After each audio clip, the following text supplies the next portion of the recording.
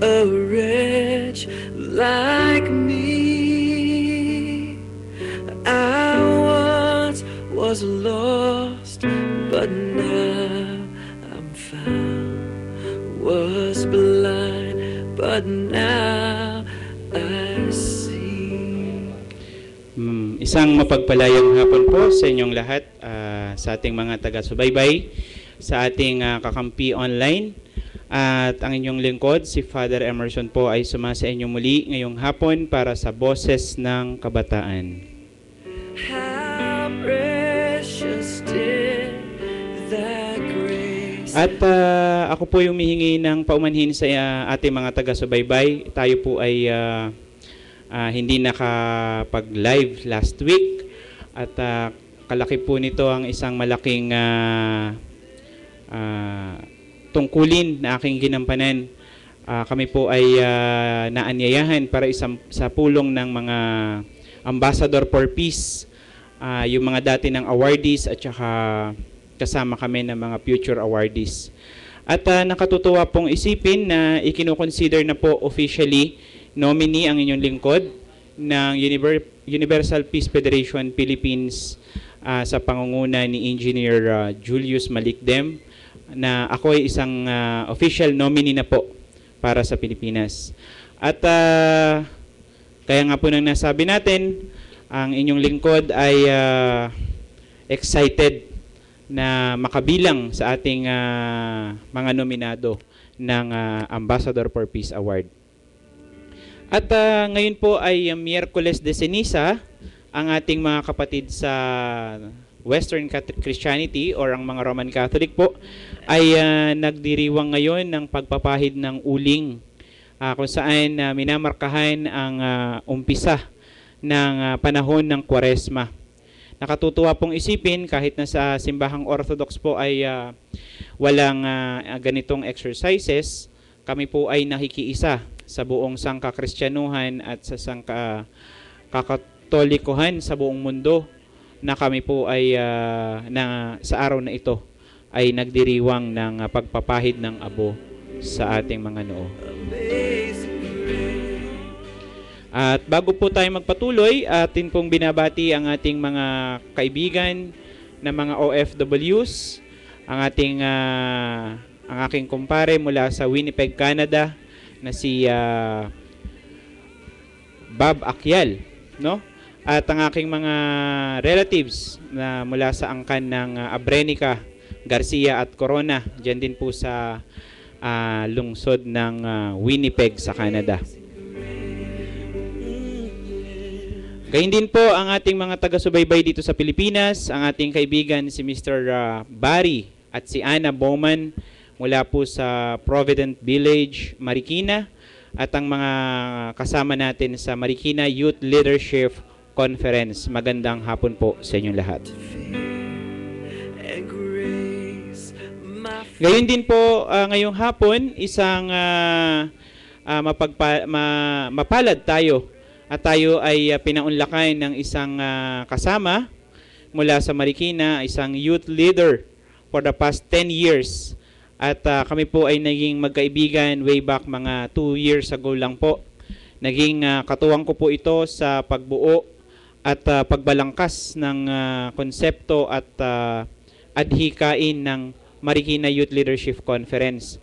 Mula po siya sa isang aktivistang grupo, ang Akbayan Party List, na ngayon ay tumatakbo sa party list election. Mga kaibigan ng aking kabagang, ang aking kakampi, si Julian Simafranca. Magandang hapon, kapatid. Magandang hapon po, Father Emerson. Sige, batiin natin ang ating mga kababayan sa ibang bansa. Magandang hapon po sa inyo lahat. Maga, tanghali, gabi ko saan man po, sulok ng kayo naroroon ng mundo. Sa po magandang hapon po sa inyo lahat. Happy Valentine's po, advance po sa inyo lahat. Happy Valentine's Day. Yes, at itong ating kasamang ito ay naging kilala sa ating lungsod dahil nga siya ay leader kabataan mula pa noong 1993 no? At kasama na siya ng aming punong lungsod na si Mayor Del R. de Guzman. At maya-maya po, babatuhan natin siya ng mga tanong ukol po sa pagiging leader kabataan.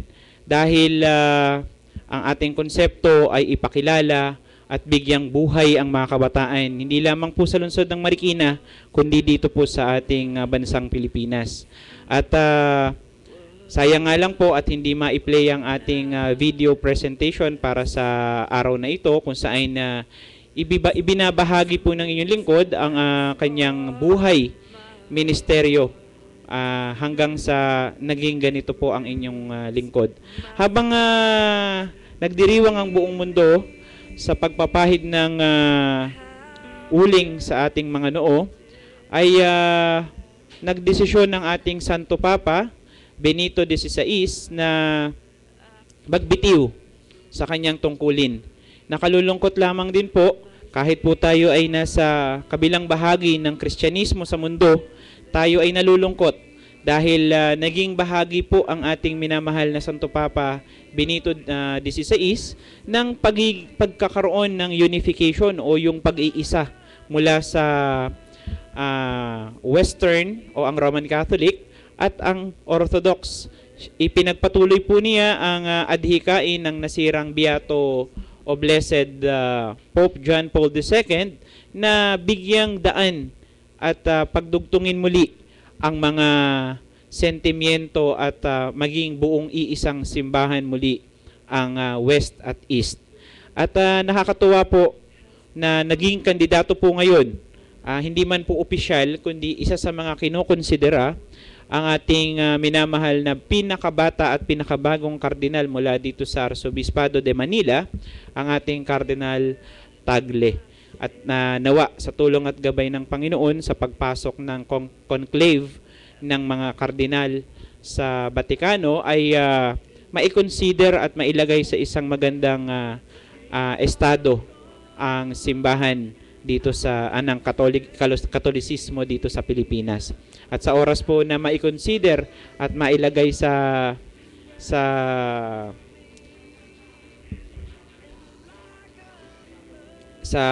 pagiging Santo Papa ang ating kaibigan na si Cardinal Tagle, tayo po ay magiging masaya para sa kanya dahil siya po ay isa sa mga obispo na may bukas ang isip, bukas ang puso at bukas sa lahat ng bagay. At sa ilang saglit po, ang ating kasamang si Julian ay kakausapin at tatanungin natin ng mga ilang katanungan upang mabigyan tayo ng pananaw sa ating mga hinaing, pangangailangan, kakulangan sa ating lipunan sa aspeto o sa sektor ng mga kabataan. Alam mo po, itong aking kasamang ito ay naging bukas din ng isip sa mga batas na isinulong ng kanilang partido, ang Partidong Akbayan, at nakikita natin na siya ay nakikisama sa atin sa pakikipaglaban kahit na sa kalye. Kahit po minsan nakikita ko hirap na po yung maglakad, hirap ng paghinga, kasama pa rin natin yan sa pakikipaglaban at isa sa bansang mamamayan ng Pilipinas para sa mga hinaing, hindi lamang ng kabataan, kundi ng lahat ng sektor sa ating bansa. At sa susunod pong mga araw, makakasama natin ang ilan sa mga leader mula sa iba't ibang samahan at nakikipag-usap na po tayo sa ating mga kaibigan sa iba't ibang larangan ng leadership sa kabataan at ipinamamahagi natin na bigyan ng pansin ang sektor ng kabataan dahil sa ngayon po ito ay may pinakamalaking aspeto. Hinihiling po ng inyong lingkod na mag-respond tayo dun sa mga pangangailangang pangkabataan sa ngayon. Nandiyan yung maigi na nga po at naging batas na yung RH law dahil bukas na bukas ang isip ng mga kabataan sa ngayon na pagdating sa ibang mga aspeto ng buhay nararapat po na mabigyan ito ng pansin ng ating pamahalaan, na ma-educate sila, mabigyan sila ng turo, formal na aral, upang hindi sila maging confused sa mga bagay-bagay. At nakakatuwa po at naging suportado ng ating mahal na Pangulong Benigno Simeon Cojuangco Aquino ang batas na ito, upang hindi lamang sa kapakanan ng mga nanay, kundi sa kapakanan ng mga kabataan. Minsan ho, nagmimisyon ng inyong lingkod, makakakita mga 12 anyos, 13 anyos, may mga anak na, nakakalungkot, no? Pero walang naitutugon ng ating gobyerno sa kanila, kundi ang batas na ito ay magiging malaking tulong upang mabigyan ng pansin ang ating sektor. Kabahagi po natin ang ilang mga partido, politikal, maging kahit na hindi nga politikal ay nakikiisa sa atin, maging ang simbahan ng mga protestante, ang mga born again Christians, ang mga Methodist, ang mga ibang relihiyon ay nakikiisa sa atin sa advokasiyang tulungan ng kabataan sa bagay na sa aspeto ng tinatawag nating reproductive health. At sa pagkakataong ito, tayo ay magpapahinga at magbibigay ng ilang mga pagkilala at paalaala, at magbabalik po ang boses ng kabataan. My chains are gone, I've been set free. My God, my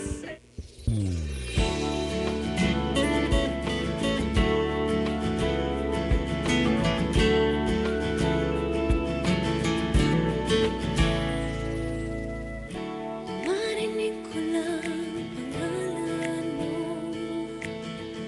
nangingiti na ako. Nararamdaman ko saya na dala mo sa puso ko.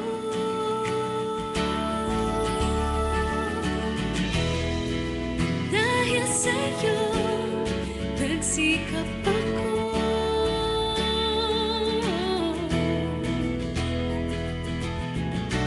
Nagkabahay ako sa tulong mo.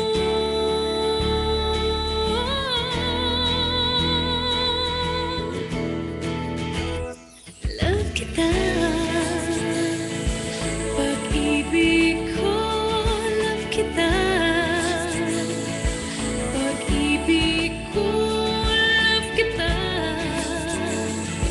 pag-ibig ko. Love kita, love kita, pag-ibig ko.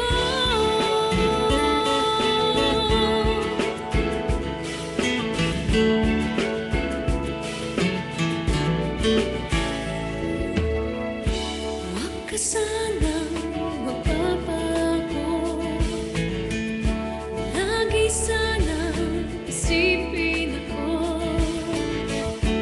Kasi ang kinabukasan ko nakaasa sa'yo. Love kita, pag-ibig ko. Love kita, pag-ibig ko. Love kita, pag-ibig ko. Love kita, love kita, love kita, pag-ibig ko. Love kita, pag-ibig ko. Love kita, pag-ibig ko. Love kita, love kita, pag-ibig ko.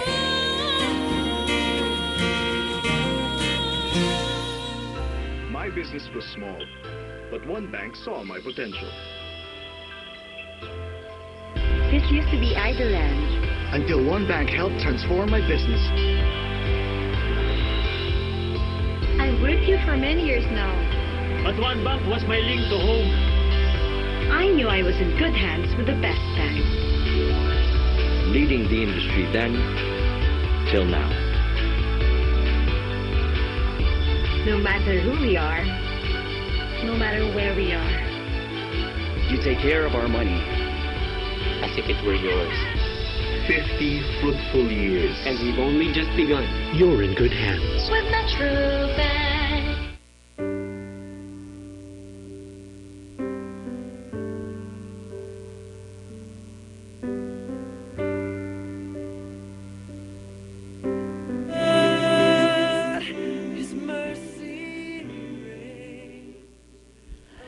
Okay, nagbabalik po ang inyong lingkod para sa Boses ng Kabataan. At bago po tayo magpatuloy, nais ko pong batiin at pasalamatan ng ating kaibigan na si Miss Fe Nicodemos at ang ating kakampi online na officially po ay kabilang na sa tinatawag nating KBP o Kapisanan ng mga Broadcasters sa Pilipinas.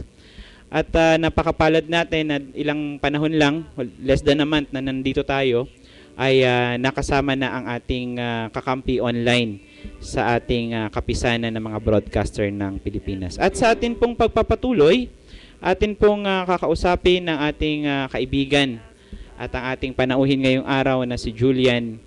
At para bigyan tayo ng linaw sa mga isyong pangkabataan at panglipunan sa mga panahong ito. Muli isang magandang hapon na kaibigang Julian. Muli magandang hapon po, Father Emerson. Yes. Sa halos 10 taon mong pagiging youth leader sa Marikina, ano ang mga basic na problemang na-encounter natin sa community? Well, number one, first of all, is yung sa budget sa education. No?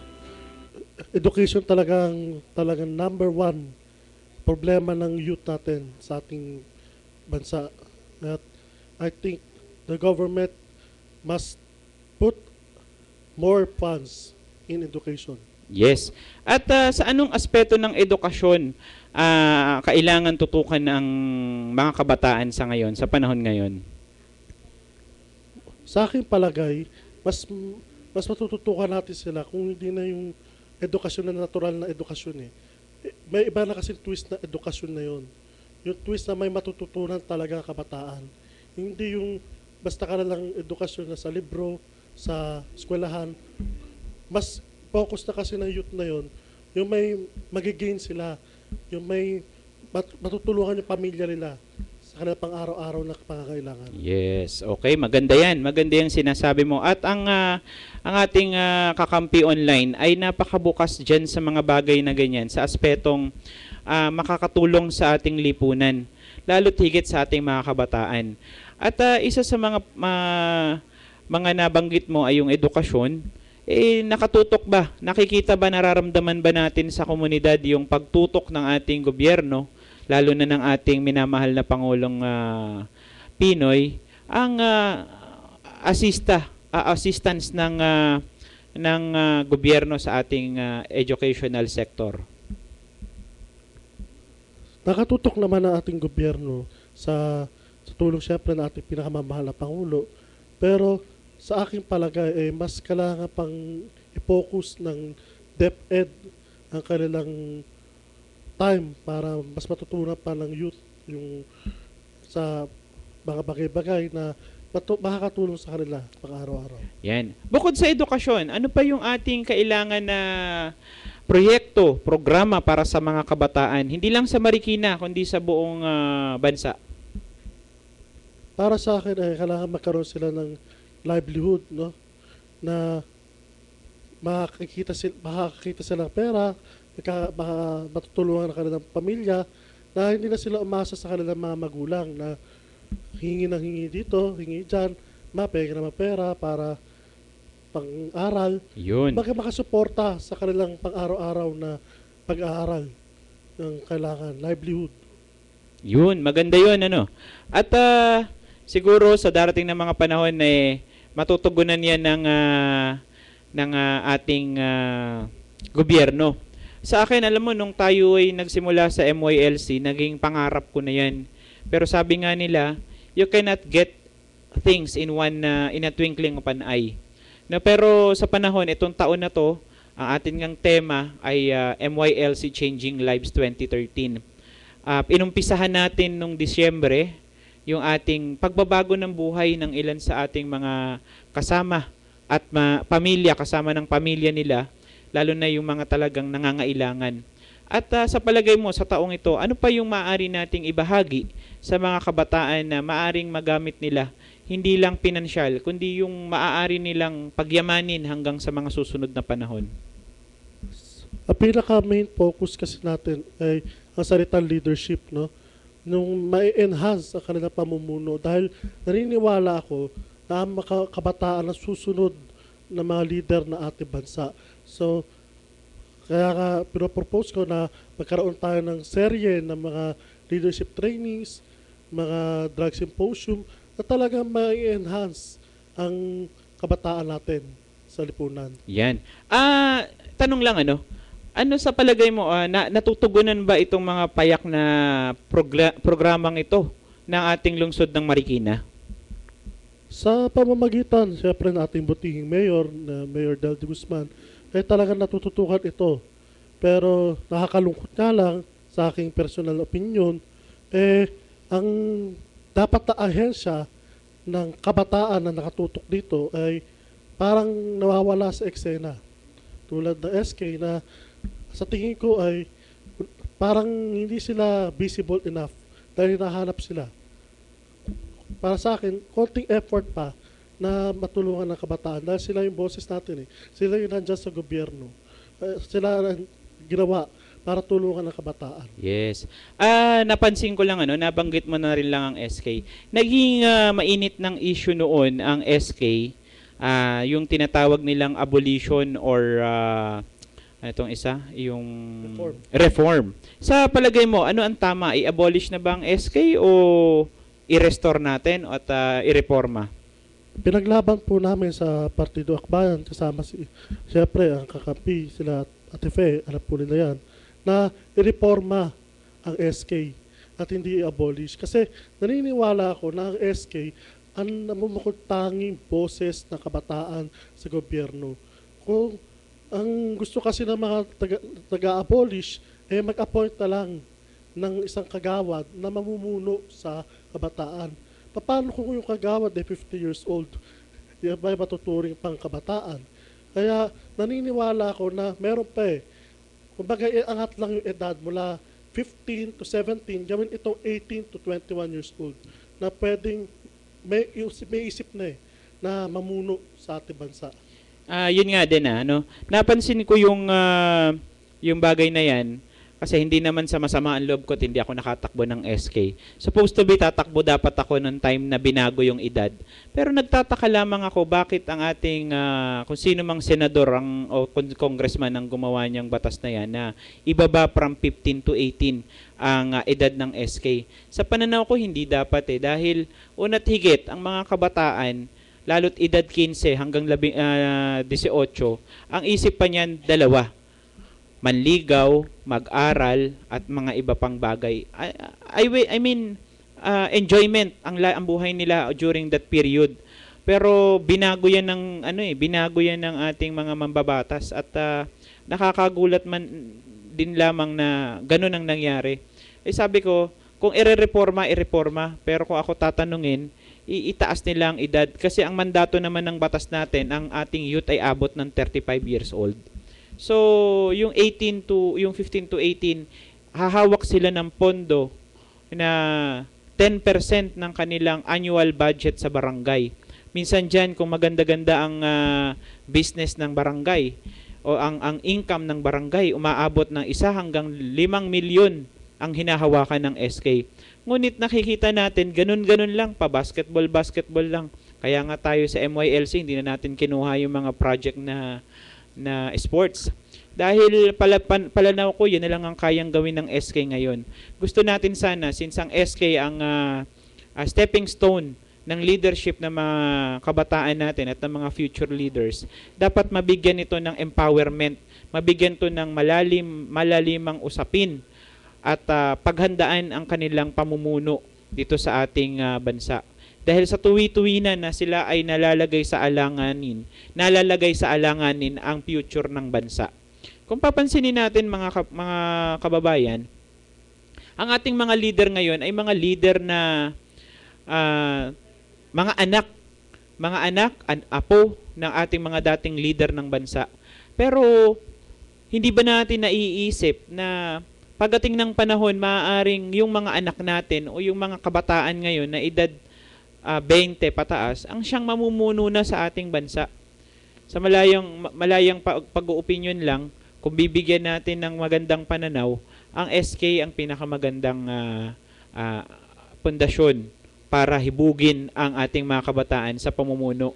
Hindi yung gagawin natin silang instrumento ng korupsyon. Kadalasan, minsan nangyayari dyan magpapaliga, gagamitin ang pondo ng SK pero ang nagpapatakbo, mga kagawad. Pero hindi tama hindi natin nabibigyan ng sense of leadership. Yun nga lang mga leadership training ng mga SK natin, hindi yan nabibigyan ng sapat na pansin. Kung kaya po ang inyong lingkod ay umaapila sa ating mga bagong kumakandidato na mga senador, gayon din sa mga party list at sa mga iba pang posisyon. Bigyan natin ng pansin ng mga kabataan. Bigyan natin sila ng sapat na proyekto at programa upang mas mapalawig pa natin ang kanilang kaalaman.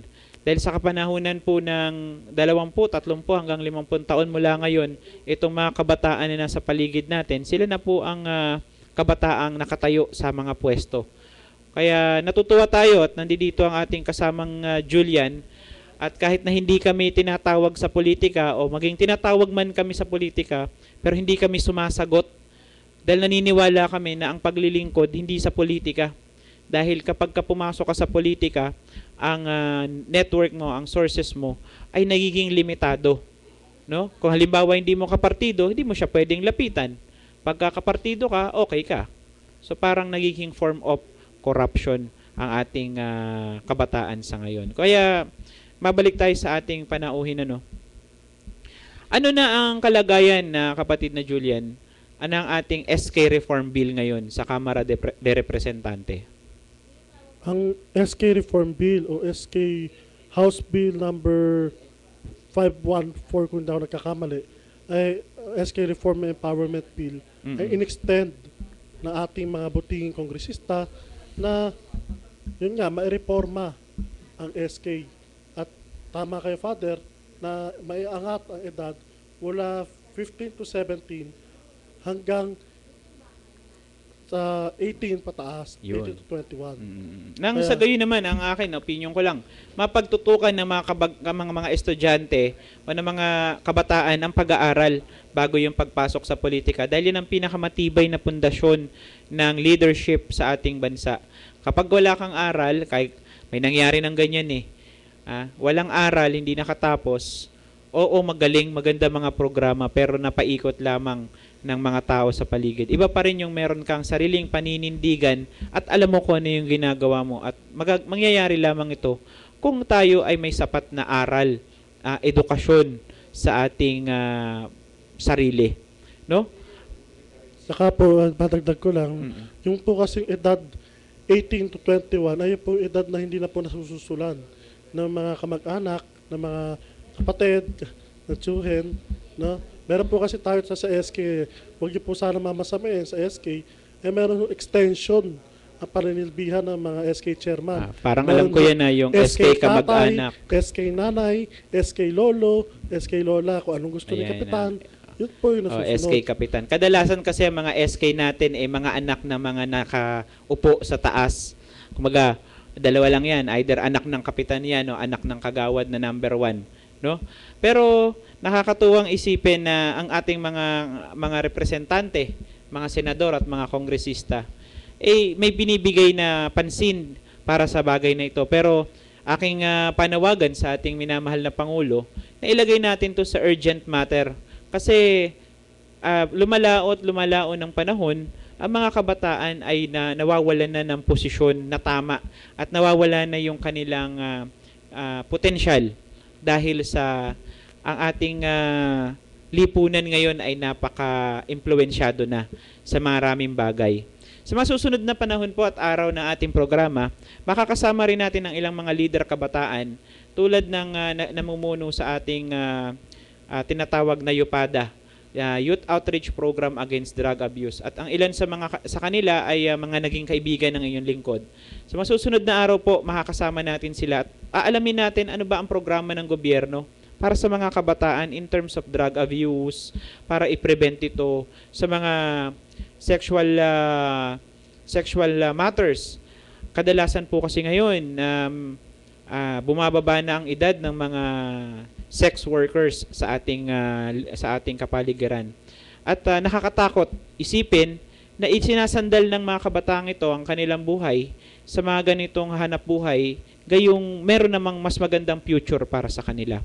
At bago po tayo magpatuloy, tayo nagpapasalamat at tayo pinaunlakan ni Julian at tingnan po natin siya ng mga mensahe para sa ating mga kabataan, lalo na sa ating gobyerno, upang maipagpatuloy pa ang mga programa at mapalawig pa at mapaangat ang kalidad ng isang leader kabataan.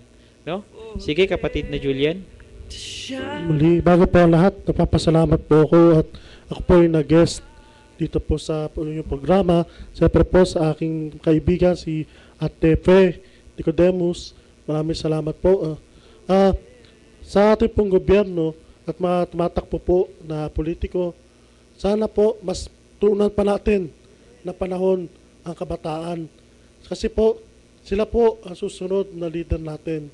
Sila po ang napag-iwanan na ng dekadang milya ng mga proyekto ng gobyerno. Tama na po ang infrastruktura. Tama na po ang mga building. Panahon naman po para ang kabataan naman na napapariwara ang tutukan ng ating pamahalaan.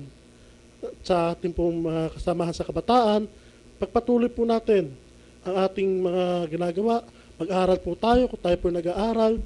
Kung gusto niyo po maglingkod sa ating lipunan, ituloy niyo po ang pakikibaka para sa atin. At naway gabayan tayo lahat ng Panginoon sa ating pakikibaka para matugunan ang mga problema na binabato sa ating lipunan. At nawa, mayroon kabataan na nanonood na yon, nakikinig, na sumunod sa mga yapak namin ni Father na mamuno, hindi lang sa lungsod ng Marikina, kundi sa buong bansa. Yun lamang po at maraming salamat. Yan. Salamat, Julian.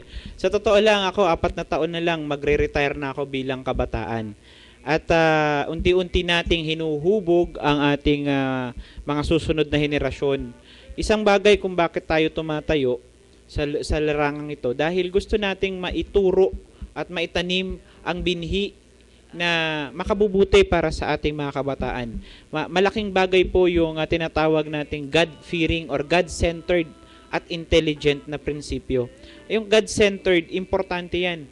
Kasi kadalasan nga nangyayari sa ating mga kabataan, hindi God-centered, politically centered sila. Kahit sabihin natin galing sa pinakamadasaling pamilya ang isang leader. Kadalasan ang nangyayari, politically centered sila. Dahil kung ano ang sasabihin ng tagapamuno ng kanilang partido o ng kanilang komunidad, siya ang susundin nila kahit minsan ay mali na. So, binubuwag natin at pinuputol natin ang tanikala ng bagay na yan sa ating mga leader kabataan dahil nakakatakot na makita na pagdating ng panahon, wala yung tunay na pagbabago. Nababago ang mukha, nababago ang paniniwala, pero yung sistema nandun pa rin. Nung aking panahon ng aking pag-aaral nung ako'y nasa high school, sabi ng isang grupo sa amin, tinanong kami, anong dapat baguhin? Sistema o tao? Ang sagot ko, nanindigan ako. Ang sabi ng iba, tao daw. Dahil yun ang sumusunod sa sistema. Sabi ko, hindi. Sistema ang dapat baguhin. Dahil may mga sistema na kahit gustong-gusto na ng mga bagong leader na baguhin, dahil yun ay sistema, hindi nila mabago-bago. Hindi sila makasunod sa tama. Bakit? Dahil yun yung nakagisnan. Yun yung nakamulatan. No? Yung mga SOP na yan, as early as SK age ng isang leader, marunong na sila sa SOP. At nakakalungkot po, no? Na pera ng bayan ang kanilang ginagamit. Galing po sa kaba natin, sa kabang yaman ng bansa, ang kanilang ginagamit na mga pera. Kung kaya po, ang inyong lingkod ay patuloy na nakikiusap, nakikipag-usap sa ating mga pamunuan ng ating lungsod at ng mga bayan upang maiba naman ang sistema. At bago po tayo magbigay ng mga munting paalaala, matutunghayan po natin ang mensahe ng aming punong lungsod sa Marikina na siyang naging #1 supporter po namin sa nagdaang taon. Tunghayan po natin ang aming Mayor Del de Guzman.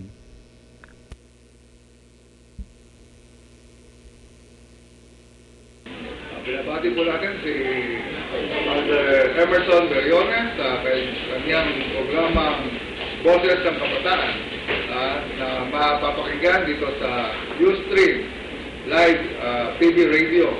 Mabuhay ang ating mga kabataan at ang ating mga tagapakinig na OFW. Lagi po natin tunghayan si Father Emerson Beriones sa Boses ng Kabataan. Mabuhay ka, Pario. Thank you.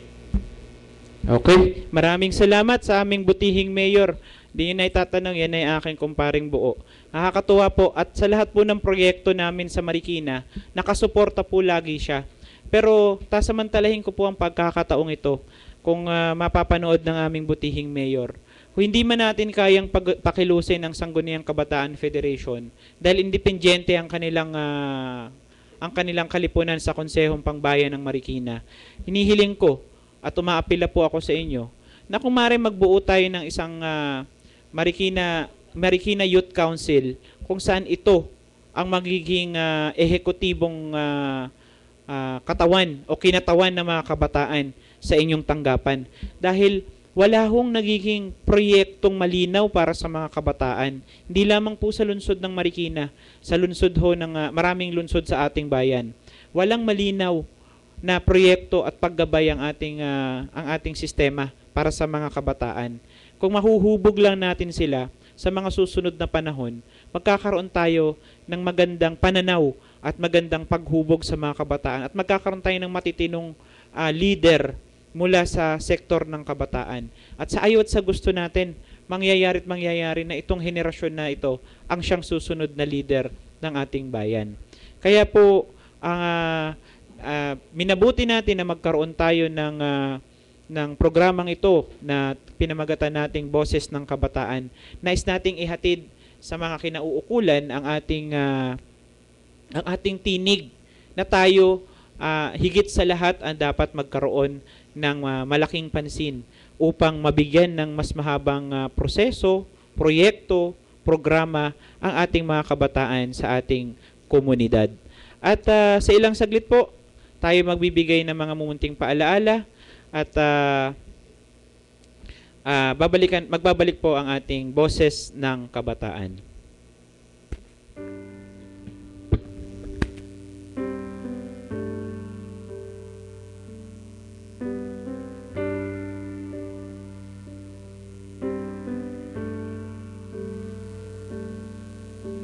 Amazing grace, how sweet the sound that saved a wretch like me.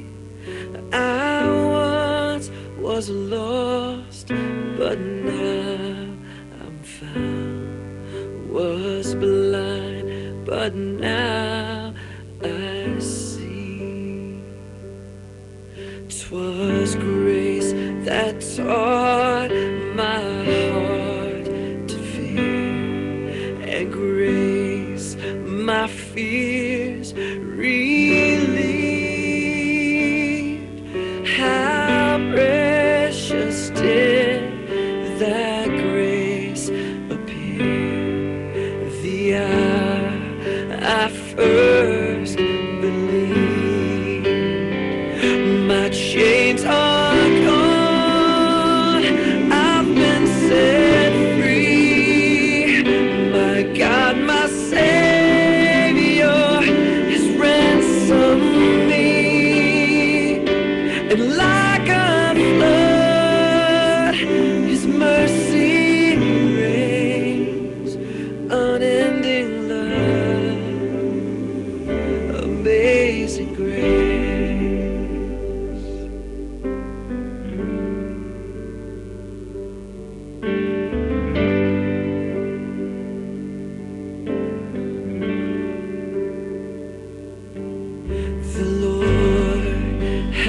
promise good to me. His word, my hope secure. He will my shield and portion me as long as life endures. My chains are gone, I've been set free. My God, my Savior has ransomed me. And like a flood, His mercy reigns, unending love, amazing grace. My chains are gone, I've been set free. My God, my Savior has ransomed me. And like a flood, His mercy reigns, unending love, amazing grace.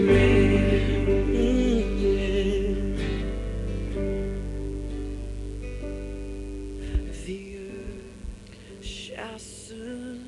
Okay, nagbabalik po tayo sa ating programang Boses ng Kabataan.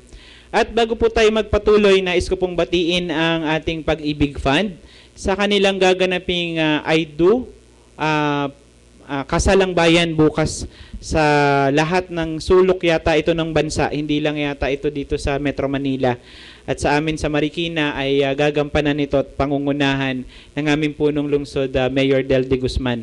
Advance Happy Valentine's po sa ating mga nagmamahalan dyan. At ang Valentine's ay hindi lamang po sa magkasintahan o mag-asawa. Ang araw ng mga puso ay araw ng mga nagmamahal. Kung hindi tayo magmamahal, ano pa ang magiging saysay natin sa mundo? Yan ang pinakadakilang regalo ng Panginoon sa atin, ang pagmamahal.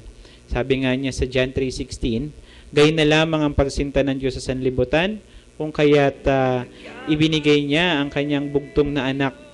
Sino mang sumunod sa kanya ay magkaroon ng buhay na walang hanggan at ibabangon sa huling araw. Kaya tayo, ikaw, kaibigang Julian, sana bukas may ka-date ka. Kung wala man, i-date mo si Lord. Siya yung greatest love of all, no? At gayon din, binabati natin ang ating mga kaibigan sa Stan Home Marikina Service Center. Ang ating kaibigan na magbe-birthday bukas, si Mr. Phil Elmer Kim po, ang franchisee po ng Stan Home Marikina. Gayon din ang aming mga staff sa Stan Home Marikina, si Mitch at saka si Ethel, no?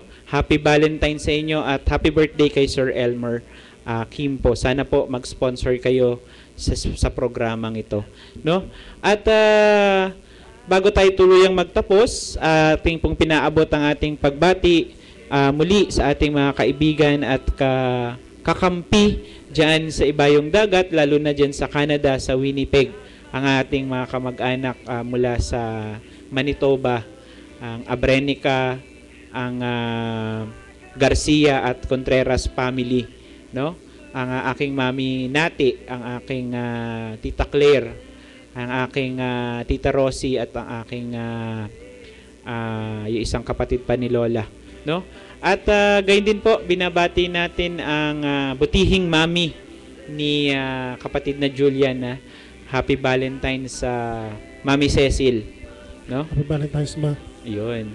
At gayon din ang ating mga kasama sa MYLC, ang ating Vice President, ang ating Vice Chairman for Operation si Julian, ating Vice Chair for Admin si Jasper, ang ating Vice Chair for Finance si SK Kagawad, JR Payawal, ang ating mga officers, ang mga Board of Directors sa pangunguna ng ating Presidente na si Marvin Soto, ating Vice President Internal si Faith Delieso at ang ating OIC and Vice President External na si Jester. At sa ilang panahon, gaya na nasabi ko kanina, makakasama natin ng iba't ibang panauhin mula sa iba't ibang grupo na may kaugnayan po sa sektor ng kabataan. Baka po sa darating na 27 ng buwang kasalukuyan, ang third nominee po ng Ladlad Party List na si Attorney Raymond Aliptala ay ating makasama sa ating programa. Ganyan din po, binabati ko ng advance happy birthday si Attorney Raymond at nawa magpakanton ka at magpainom ka sa kanila. Sa akin, Happy wag birthday, na. Attorney. Yes.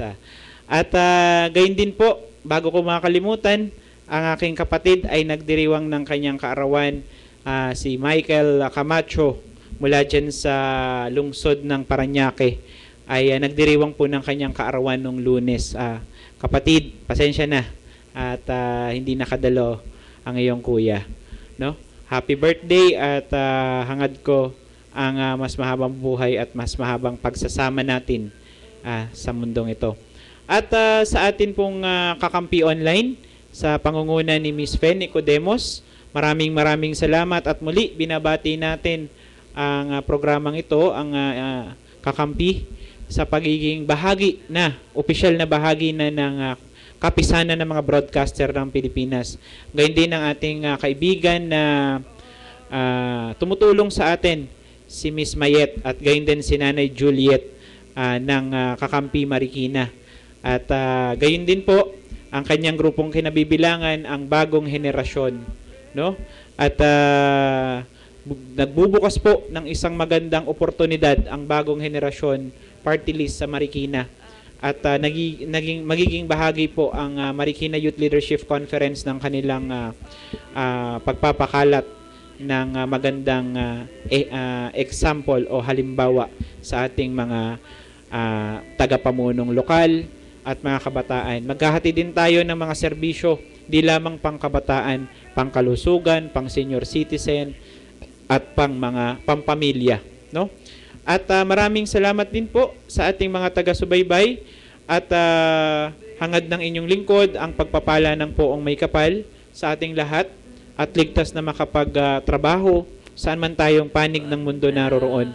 At dalangin po ng inyong lingkod na huwag tayong makalimot sa ating poong may kapal dahil sa lahat ng bagay po ang ating Diyos lamang ang ating po pwedeng sandalan. Sa lahat ng pagkakataon, kasama natin siya. Hindi lang natin na dadadama dahil ayaw nating damahin. Umpisahan po natin na buksan ang ating isip at puso at gawin nating sentro ng ating buhay ang Diyos at gawin natin siyang guidance sa ating paglalakbay sa buhay na ito. Maaring isang mahabang lakbayin ang mundong ito, ngunit kung tayo ay kung kasama natin ang poong may kapal sa lahat ng minuto, segundo ng ating buhay, tayo ay malalagay sa tama. Ang buhay natin ay malalagay sa mabuti. At hindi natin makalimutan nawa ang araw na ito sa mga kapatid na Katoliko na magpalapahid ng uling o ng abo sa ating noo upang gunitain ang pagbabalik loob sa ating poong may kapal. Panahon na po ng pagtitika at pag-aayuno. At ito na po yung pinaka-the best na panahon sa buong taon kung saan gunitain natin, kilalanin natin ang ating mga sarili at uriin natin at suriin natin ang ating konsensya sa ating mga nagawa sa buong taon. At pagkatapos ng panahong ito, tayo ay magbalik sa Kanya at ialay natin ang buhay natin sa ating poong may kapal. Muli po ang ating pasasalamat sa inyong lahat at muli po babalik tayo sa susunod na Miyerkules sa ganap na ika-2 hanggang ika-3 ng hapon ang programang Boses ng Kabataan na inyong matutunghayan dito sa Kakampi Online. Maraming salamat po at isang mapagpalang araw sa ating lahat. To God be the glory and honor. Mabuhay ang Marikina.